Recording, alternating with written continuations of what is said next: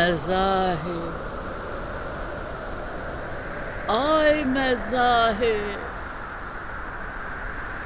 balamı, hardasan mezahir? Neçə illərdir səsimə niyə cavab vermirsən, ay mezahir? Çınar boylu oğlum, kara göz, kara kaş mezahir, hardasan bala?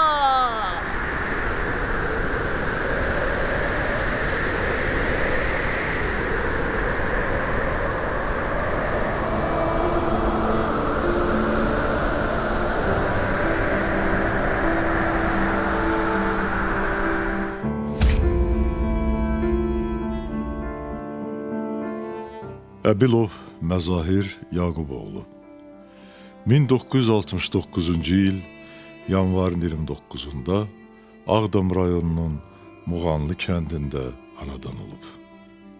Orta məktəb bitirdikdən sonra 1987-89-cu illərdə Sovetlər Birliyi dövründə hərbi xidmətdə olub.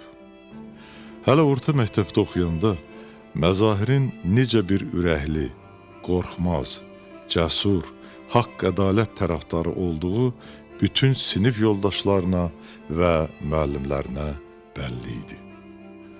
Müəllimləri və sinif yoldaşları bugün onun haqqında kədərlə də olsa, amma fəxrlə danışırlar.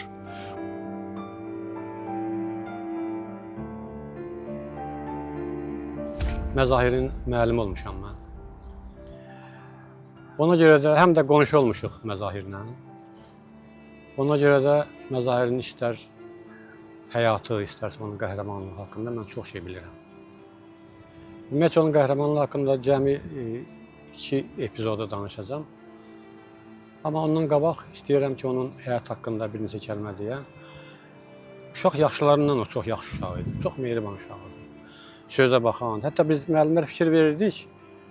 O müəyyən işlərdə dostlarına kömək edirdi, yoldaşlarına kömək edirdi, diqqət verirdi. Çox belə mehriban, vətənpərvər bir uşaqdır. 20 yaşına çatanda artıq biraz da sanki ağırlaşdı da, o özünü samballa aparmağa başladı. Onunla danışanda başını tikirdi aşağı belə. Yanaqları allanırdı, yanaqları. Yəni çox abırlı bir uşaqdır, amma çox qoçaqdır. Çox vətənpərvər, qoçaq bir oğlan idi. Yaxşı da oxuyurdu. Məktəbdə deməli bizim o 10 illik ki bizim yoldaşlığımız olub, sinif yoldaşlığımız olub. Mən Məzahirdən çox şeylər gördüm, Məzahirdən çox şeylər öyrəndik. O haqsızlığa həmişə qarşı gəlirdi. Heç vaxt haqsızlığı qəbul eləyə bilmirdi. İstər məktəbdə, istər sinifdə.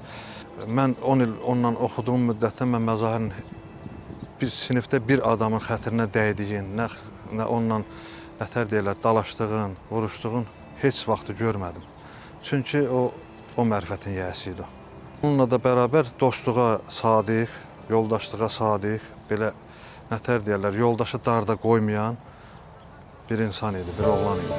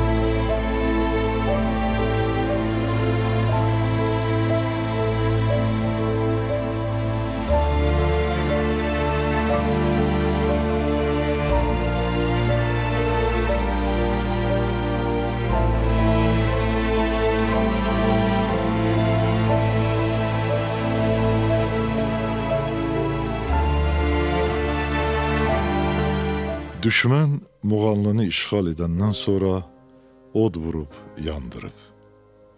Evlər kimi məktəbi də dağıdıblar. Sinif yoldaşı, şəhidimizin bacısı Mehriban ilə məktəbin xarabalığında Məzahirin oxuduğu sinifi, əyləşdiyi masanı axtarır. Amma heç bir nişanə qalmayıb. Əvvəl biz məktəbə qədəm qoyanda birinci dəfə hazırlığa bax bu otağa gəlmişik. Gəlmişik biz də Görkəmli İncəsənət xadimi Azad Şükürovun anası Suduş müəllim. Bax bizdə burada hazırlıq keçir. Ora ədəbiyyat kabinəsi olubdu. Rəhmətli Mamet müəllim, Sabit müəllim bizə dərs deyirdi. Orada riyaziyyat kabinəsi olubdu. Orada da rəhmətli Zənifə müəllim bizə dərs deyirdi.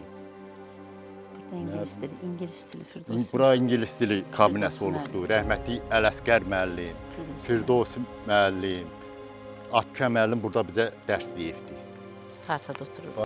O riyaziyyat kabinəsində rəhmətli 4-cü skameykada otururdu. Boyu çox uca boyuydu.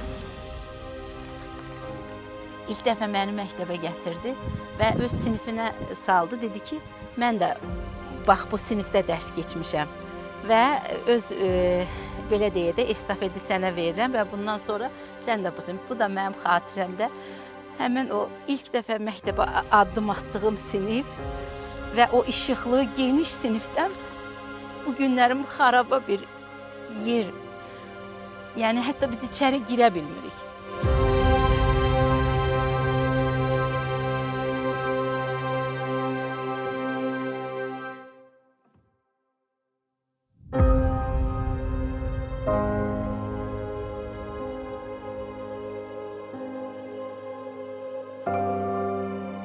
O uşaqlıqdan hərb sənətinə meyilli olub.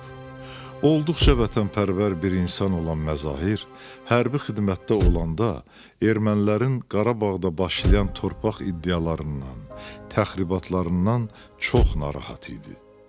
Vətəndən uzaqda olsa da, Qarabağda baş verənlərlə bağlı qəhrəmanımız evə yazdığı məktublarda da narahatlığını gizlədə bilmirdi. Orta məktəbi qutarandan sonra o hərbi xidmətə getdi. Hərbi xidmətini Qazaxıstanda çəkdi, o hərbi xidmətini göstərdi. Hətta bildiyimə görə oradan yazdığı məktubda, qardaşına yazdığı məktubda da deyirdi ki, mən burada çox narahatam, oradakı Qarabağdakı hadisələrə görə. Dedi, gələn kimi gedib yazılacam mən də. Ya orduya, ya polisi yazılacam. Mən də Qarabağ, Azərbaycanlara, yoldaşlarım da orduya kömək edəcəm ölkəmizə.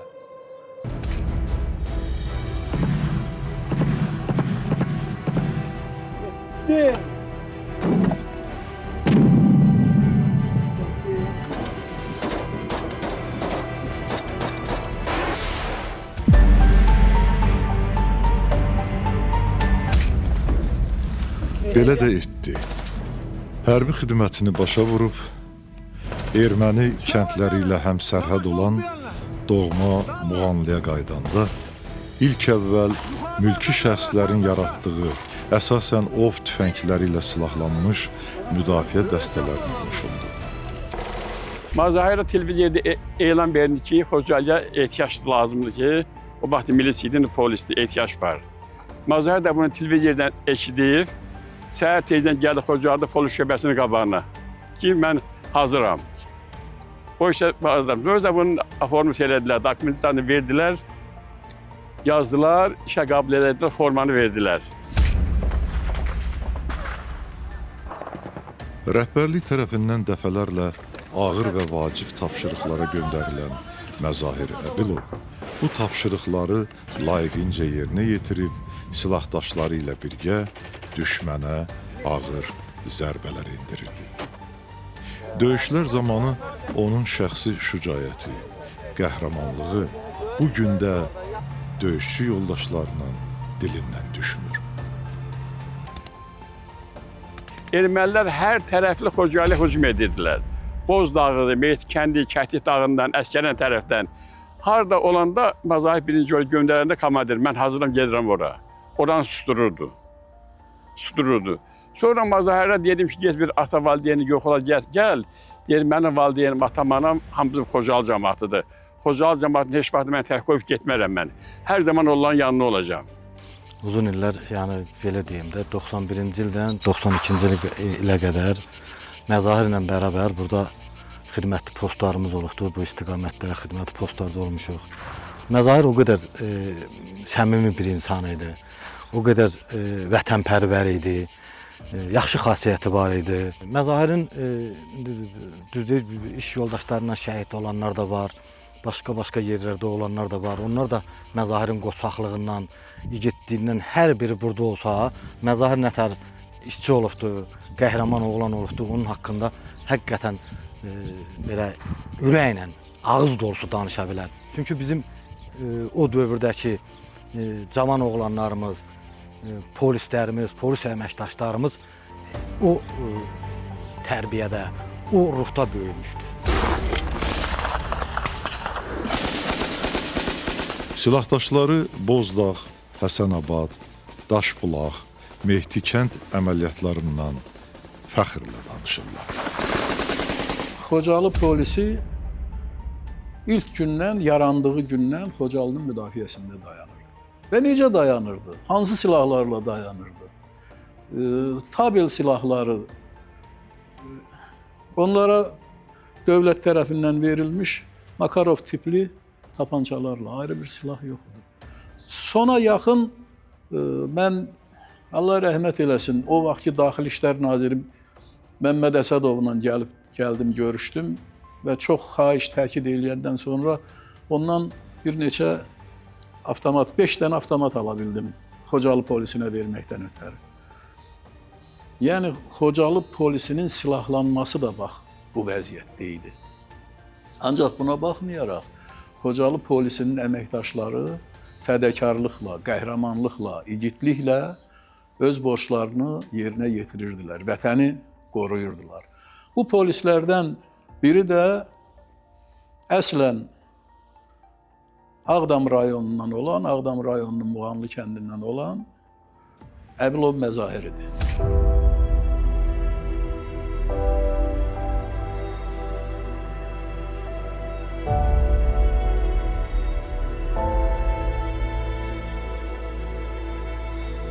Onlar az saylı olduğu üçün və ümumiyyətcə Xocalının müdafiəçiləri az saylı olduğu üçün biz hamımız bir-birimizi tanıyırdıq. Mən onların hamısını bir şəxsən tanıyırdım. Nizam-intizamlı bir əməkdaş idi. Qorxmaz, cəsarətli, cəsur bir əməkdaş idi. O, belə deyək, o vəziyyətin gərgin olan vaxtında Xocalıya gəlməyə də bilərdi. Ancaq o bir gündə olsun Xocalıdan çıxmadı. Xocalının son gününə qədər Xocalının müdafiəsində iştirak elədi. İşlədiyim müddətdə, yəni Məzahiri, orada işləyən hər bir bizim polis əməkdaşlarını çox gözəl tanıyırdım. Çünki yəni onlar rəhbərlər şəxslərdən biri idim də.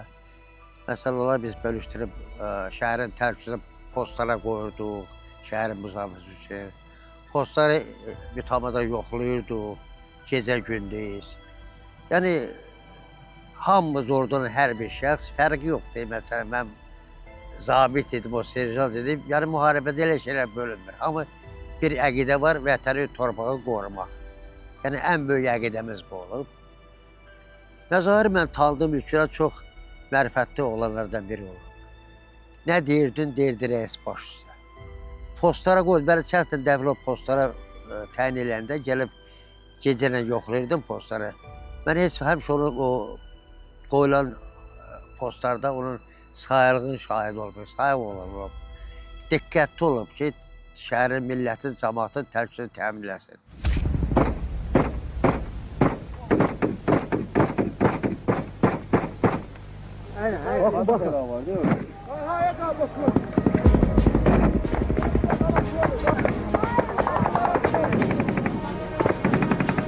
Məzahir mərd oğlan idi. Əməliyyatlarda olub bizimlə birlikdə. Ondan sonra gecə gündüz yatmayıb. Postlarda olub. Yəni erməni ilə həmişə qan. O Həsənabad əməliyyatında da olub. Bozdağ əməliyyatında da olub, Daşbulaq əməliyyatında da olub. Yəni hamısında da iştirak eləyibdi. Hamısında da cəsur da mərdanə döyüşübdü yəni. Ağdamdan fəhlə avtobuslar gedirdi, Xocalı işləməyə. Əskərdən daşımışdılar. Bunların çıxarılmasında qaidiçilər idi. Sonra Məzahir gəldi. Bizim uşaqlardan gəldi də biz getdik. Məzahir də gəldi. O yaralı avtobusda. Avtobusun düzəlib oradan çıxmağında çox nətər deyim, qəhrəmanlıq deyə, igidlik deyə, hansı formada nə desən Məzahirə yaraşan sözlərdir.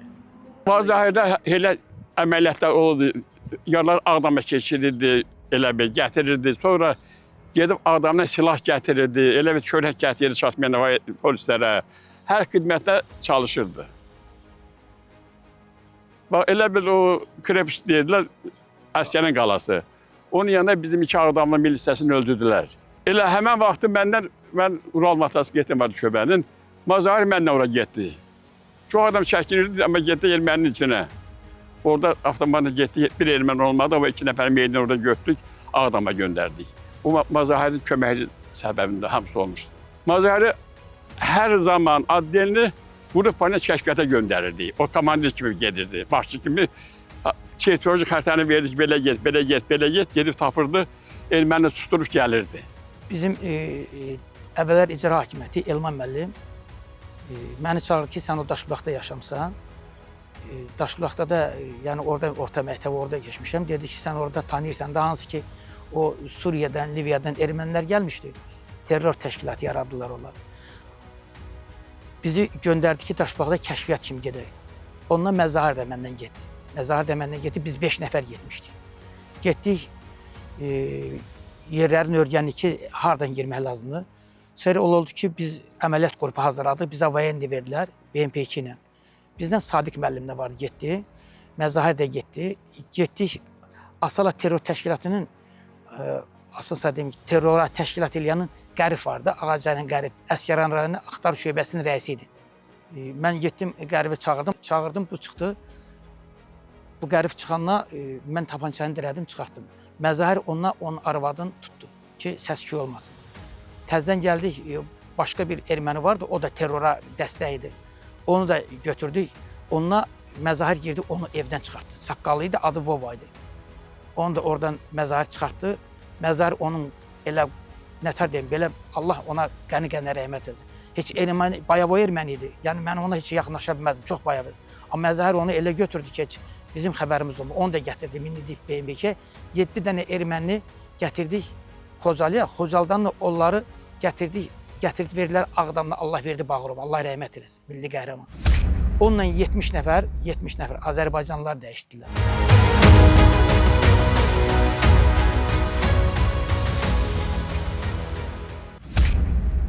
Məzahir iki oğlan idi. Millətindən, dövlətindən ötürü canını verən oğlan idi. O şəxsiyyətdə tək oğlanlar var idi. Məzahirin orada əziyyət çox oldu. Cəmaatın çıxmağında, əhaliyə kömək eləmək. Bir dəfə o adı yadından çıxıb onu öldürmüşdülər ermənilər, proraf idi. Adı yadından çıxıb onu valla. Getdi Daşbulağa, Mazahir də bizlə getdi. Ermənilərə hücum elədik, getdik. Orada da qələbə qazandı, ermənilər qırdı. Harada təhlükəli yer ver, Mazahir özünü ora salırdı. İşləyirdi, komandinin sözü iki ola bilməzdi valla. Hər tərəfə gedirdi, ermənilərə olan təzyiqini göstərirdi. Xocalıya girə bilmirdilər. Buradan gedən trası bağlamışdıq. Xocalının üst tərəfindən Yenikənd, Noracoq. O yolu bağlamışdıq. Onların ancaq bir yolu o dağın üstü idi, Bozdağın üstü idi. Orada da əməliyyat planı keçirdik. Onların o Raparak qəzeti o vaxtı verdi. 28 orada itki verdilər onlar. Yəni həmin o əməliyyatda, Bozdağ əməliyyatı.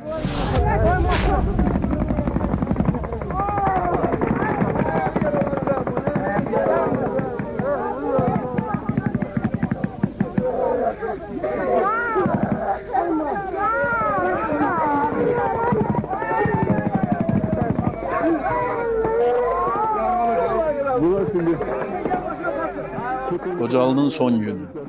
1992-ci il fevral ayının 25-dən 26-sına keçən gecə bütün Xocalı müdafiəçiləri ilə bərabər Xocalı polisi də vətənin, torpağın, Xocalının müdafiəsinə qalxdı. Həmin hadisələrdə Xocalı soyqırımı zamanı Xocalı polisi 20 nəfərdən çox şəhid verdi. Nə qədər yaralısı oldu Xocalı polisinin. Yəni qəhrəmanlıqla, mərdliklə vuruşdular, döyüşdülər. Son anda əhalini artıq qüvvələr nisbəti qeyri-bərabər olduğu üçün biz məcbur olduq əhalini şəhərdən çıxartmağa.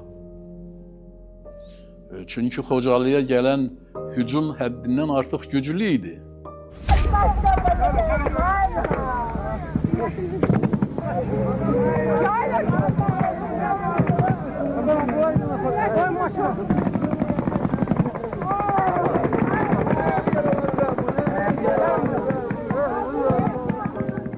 Bax, bu yerdə dinc əhalini həmin ateşin altından çıxartmaq üçün, dinc əhalini müdafiə eləmək üçün, özləri döyüşüb əhalinin keçməsini təmin eləmək üçün olan igid döyüşçülərimizin içərisində Məzahir Əbilov da var.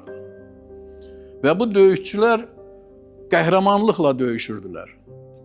Məqsəd o idi ki, bunlar düşmənlə döyüşüb, yol açılsın, koridor açılsın və əhali Ağdam istiqamətinə keçə bilsin. Təbii ki, burada döyüşçülər kiçik qruplar halında döyüşürdülər və əhalini hissə-hissə keçirdib bir də qayıdırdılar, təzədən döyüşə girirdilər. Bax, bu zaman sonradan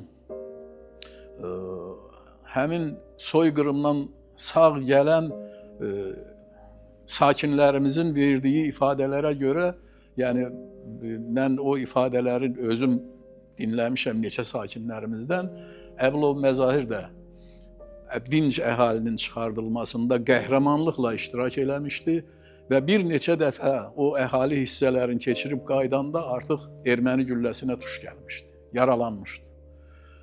Düşmənlər, namərdlər onu və onunla bərabər xeyli sakinimizi yaralı vəziyyətdə ələ keçirmişdilər, əsir götürmüşdülər, girov götürmüşdülər. Məzahirin sonraki talehi haqqında biz məlumat ala bilirdik. O vaxt Xocalıdan əsir girov düşən insanlarımızın ermənilərin əlindən alınmasında, azad olunmasında çox fəal iştirak edən Allahverdi Bağırovun dediklərindən Allah rəhmət eləsin. Allahverdi Bağırov 1000 nəfərdən çox sakinimizin əsirlikdən azad olunmasını təmin edibdi o dövrdə. Rızayev Yaqubun o vaxt Qatır Məmməd deyirdilər. Onun dəstəsindən olan döyüşçülər vardı. Onlar da şahidi olmuşdu ki, ermənilər hətta bir dəfə Məzahiri gətiriblər də dəyişməyə, sonra qaytarıb aparıblar, verməyiblər. Məqsəd nə idi? Məzahir və Məzahir kimi igidləri ermənilər məcbur eləyirdilər ki, siz deyin ki, Qarabağ Ermənistanındır, Qarabağ erməninindir, onlar da demirdilər. Deyirdilər, Qarabağ Azərbaycandır və buna görə də onlara işgəncə verirdilər. Son nəticədə də işgəncə verib yəqin ki, öldürmüşdülər, Allah rəhmət eləsin.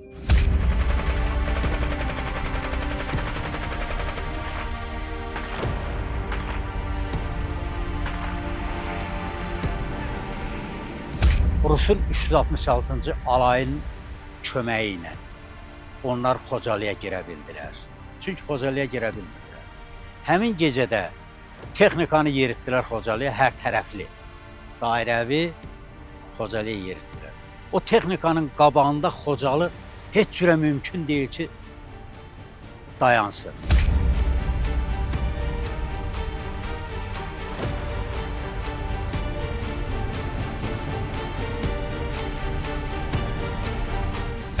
...1992-nin fevral ayının 25-də axşam saat 9 iradələrindən 3-4 yerdən Xocalı əhatədə idi. Məsələn, erməni kəndlərindən əhatədə idi. 3-4 yerdən alazandan atdılar, bildiriş elədilər və kəndə girmək üçün. Hadisə bax, biz onunla Məzahirlə postdaydıq. Xocalının Əsgəran tərəfindən orada biz postdaydıq. Deməli, bir 3-4 saat atışma getdi.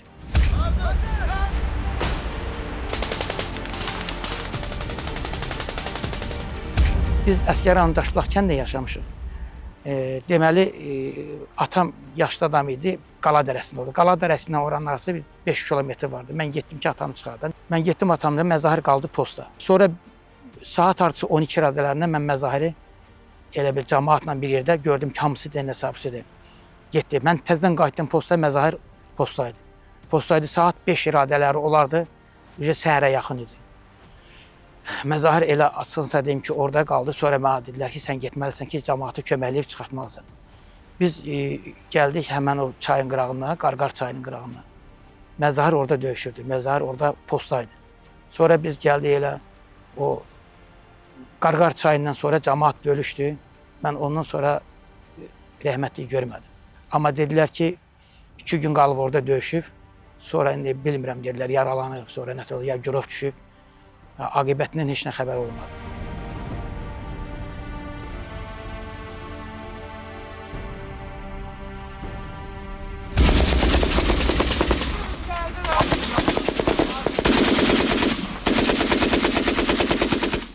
Bu istiqamətdən belə əhalinin çıxartılmasında Əbilov məzarı çox yaxınlaşdı. O bir döyüşçü kimi cəmaatı, körpəni, qocanı, yaşlını oradan çıxarıb Qaraqaya istiqamətinə aparmış və bir neçə dəfə keçmiş Qaraqayadan o istiqamətə və təzədən qayıdıb yenə dinc əhalinin çıxarılmasında yaxından iştirak eləmiş və deməli Qala istiqamətində qılçasından yaralanmışdır, güllə yarası almışdır. Mənfur ermənilər tərəfindən, quldurlar tərəfindən əsir götürülmüşdür. Hal-hazırda bu günə qədər də məzardan bizim heç bir məlumatımız yoxdur. Bir Azərbaycan polisi kimi, bir veteran kimi mən də istəyərdim ki, döyüşçü yoldaşım Əbilov məzarının adı fəxri ad verilsin. Tabla qaldı qədər əlindən gələni vuruşdu, gücü satan qədər. Qəhrəmanı qaçmadı, döyüşmədi, qaçmadı önce. Qoyub qaçmadı. Demək elə insana qəhrəman ki, insan sonradan vuruşur, döyüşür, öz həyatını təhlükə qarşıla qoyur. Şəxsən, yəni ona bir insan ki, mənim şəxsən böyürməsi, o ilk gün də həyatda olmaması mənim özümüzün çox ağır bir itkidir. Şahidlərin verdiyi məlumata görə məzahir o qanlı 26 fevral günü dinc Xocalıların odun alovun içərisindən çıxarılmasında xüsusi qəhrəmanlıq göstərib. Orada bir nəfər gətirib Qaraqayanın boynundan 2-3 dəfə keçirdi, qayıtdı. Sonra bildim ki, məzahir həmən oğlanın adı Xocalıdan. Onu orada vurdular 2-cü səfər qayıdanda. Keçirirdi, kömək edirdi yaralıya, məzahir. Sonra eşitdim ki, oyun Xocalı polisi də öyrəndim ki, orada vurdular.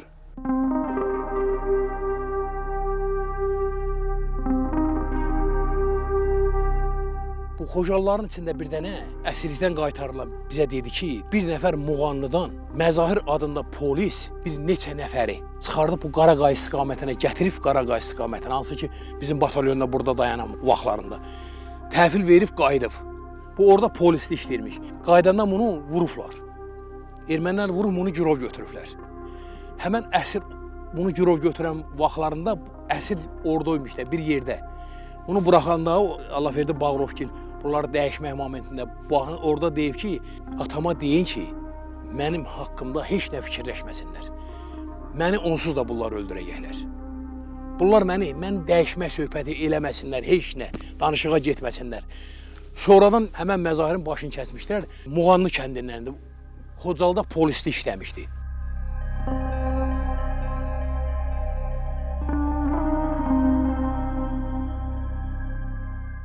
Şəhər yuxu içindəydi, hər tərəfdən yağdırırdılar.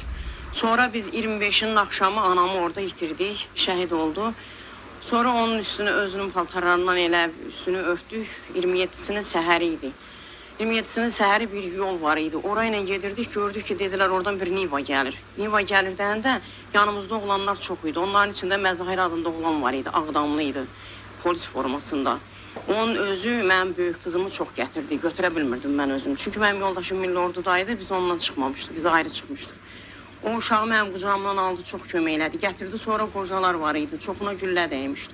Uşağı verdi bana, dedi bacım, mən gedim onlara kömək eləyim, siz burada durun. Sonra biz onu orada itirdik. Ta görə bilmədik onu. Ondan sonra Məzahirlə bərabər o müthiş gecədə daha 5 nəfər Xocalı polisi, Orucov Famil, Bağırov Elşən, Usubov Əliyar, Kərimov Sultan və İlyasov Əhməd itkin düşüblər.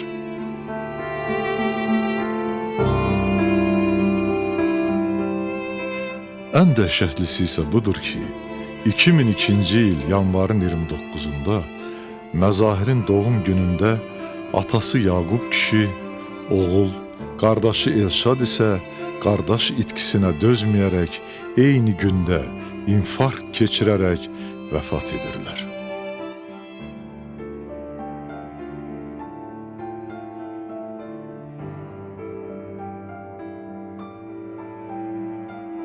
Ondan yadigar qalan bu əşyalardır. Saatı, polis paltarı, eynəyi. Anası Qənirə Əbilova ömrünün sonuna qədər Məzahir deyib haray çəkirdi. O hər il 26 fevralda Xətai rayonundakı Xocalı abidəsinin önünə gəlib əlində oğlunun şəkli balasını soraqlayırdı. Çünki heç vaxt Məzahirin şəhid olduğuna inanmırdı. Üçüncü günü də yoldaşlar üstümüzə gəldi ki, valla Məzahir gələcəkdə hamımız bir yerdəydik, bilmədik kim harada qaçdı. Dedilər ki, bəs gülləliyiklər, üstümüzə qara xəbəri gəldi. Bu əzmkar ana 2024-cü ilin iyul ayının 9-unda vəfat etdi. Onun abidənin önündə əlində oğlunun şəklini tutan yerdə bir çox mənalı bir fotosu var. 2019-cu ildə tanınmış İngilis tarixçisi alim Lawrence Broyersin İngiltərədə çap edilən Ermənistan və Azərbaycan Rəqabət Anatomiyası kitabının üz qabığında məhz Qənirə ananın əlində oğlu Məzahirin şəklini tutduğu bu fotonu verməsi heç də təsadüfi deyil.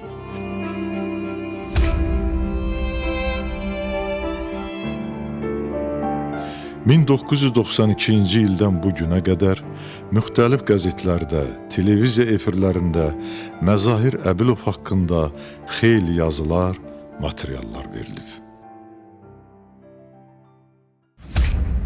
Biz hak yolundayıq. Bizim işimiz hak işidir və biz zəfər çalacağıq.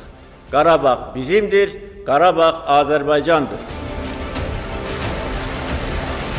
Nəhayət, Ali Baş Komandan cənab İlham Əliyev başda olmaqla qəhrəman ordumuz 2020-ci ildən başlayan əks hücumla düşməni darmadağın edərək bütün torpaqlarımızı azad etdi.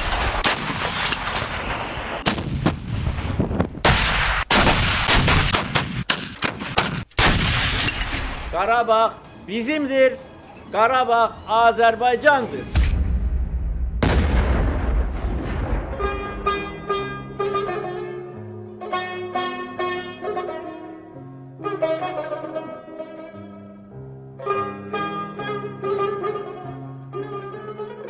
Qəhrəmanımızın bacıları, ailə üzvləri onun doğulub boya başa çatdığı Muğanlını ziyarət edərək Məzahiri və onun itkisinə dözməyərək vəfat edən Yaqub kişini, Qənirə ananı, qardaşları Elşadı yad edirlər. Ümid edirlər ki, bir gün qəhrəman qardaşları Məzahirdən bir xəbər çıxacaq. Allah şəhidlərimizin ruhlarını şad, məkanlarını cənnət eləsin.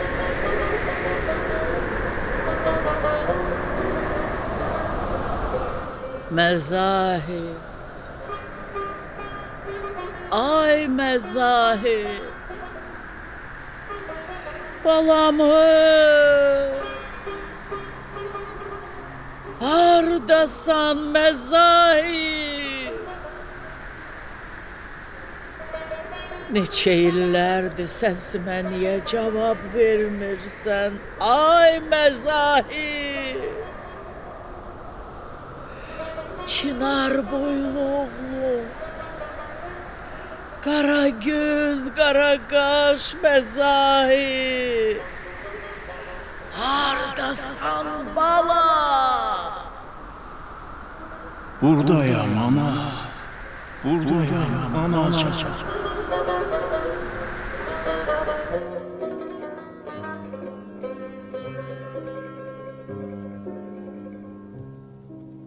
Thank you.